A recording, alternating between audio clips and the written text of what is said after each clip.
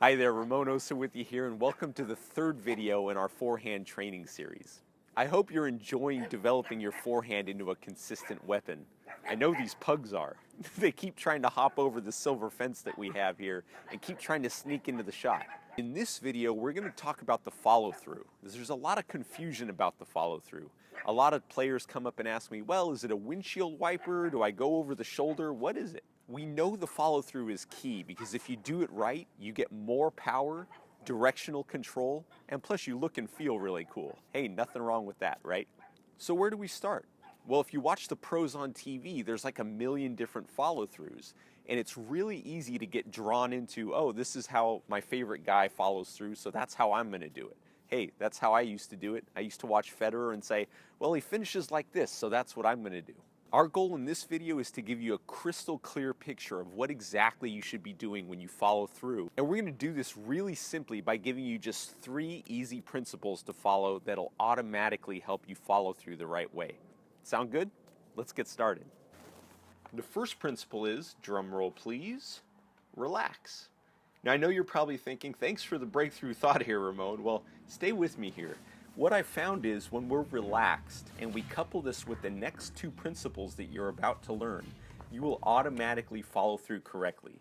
In fact, you'll notice that if you're ever hitting your forehand and you aren't following through, you're probably just a little tense. No problem. Let me show you how to fix this. First step, order an ice cold beer.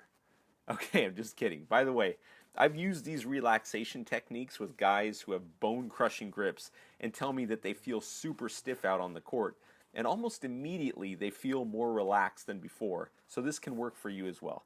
The first technique you can use is simply to ask yourself after each forehand you hit, on a scale of 1 to 10, 1 being super loose and 10 being like Iron Man, how tightly are you holding the racket? This seems simple, yet it's extremely powerful psychologically for a lot of reasons, which I won't go into now. You can come sit on my brown couch another day. You don't need to judge yourself, just notice how tightly you're gripping the racket. The second technique for relaxing is to make sure that you're fully exhaling after each shot. Sometimes we get so excited that we forget to breathe. In fact, my violin teacher used to say that I'd be a great deep sea diver because I always held my breath during scales. Your muscles automatically release when you exhale, so consciously breathing out when you hit will encourage you to relax. So check your grip pressure and exhale, and you're well on your way to relaxing and developing a sweet follow through. The second principle, and this is the big one, which will really let your follow through happen naturally. You ready? The shot determines the follow through.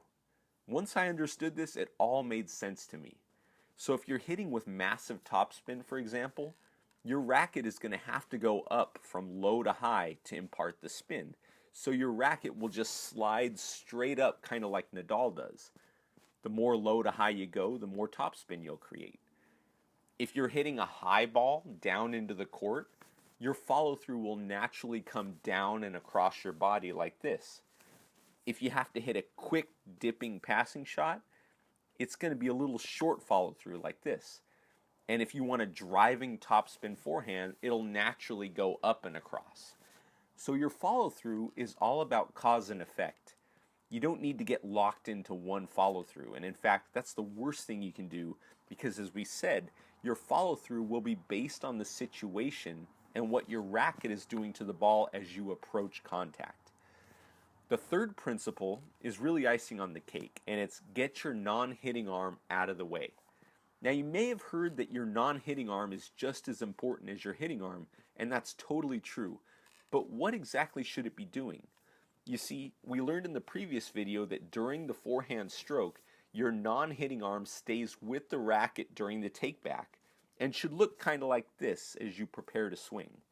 Then, as you swing, you're going to rotate your body and your non-hitting arm is going to go with your trunk initially and eventually pull into your body like this to keep your body balanced. It's acting like a braking mechanism to prevent over-rotation while creating compression on the point of contact, which adds even more power. And there you have it, your 3 guiding principles for a sweet follow-through that adds power, directional control, and makes you look and feel great are: number 1, relax using your grip pressure check and breathing. Number 2, understand that the shot determines the follow-through. And number 3, get your non-hitting arm out of the way. Thank you so much for watching this video. It's been a pleasure bringing these 3 free training videos to you, and I'm sure you do the same for me. You know, you're obviously really serious about improving your forehand, and that's great for you, and not so great for your opponents. I mean, you watched this whole series, and quite frankly, that says a lot about you, that you're willing to put in the work to develop your forehand into a consistent weapon. That's why you're perfect for my new course, The Simple Forehand: How to Easily Develop a Weapon That Dictates Play and Wins You Matches. It's specifically for people like you who want to enjoy the process of developing a killer forehand so that they can be in more control, develop more power, and ultimately win more matches. So if that sounds like you, I'll leave a link somewhere around here that you can click on and grab your copy.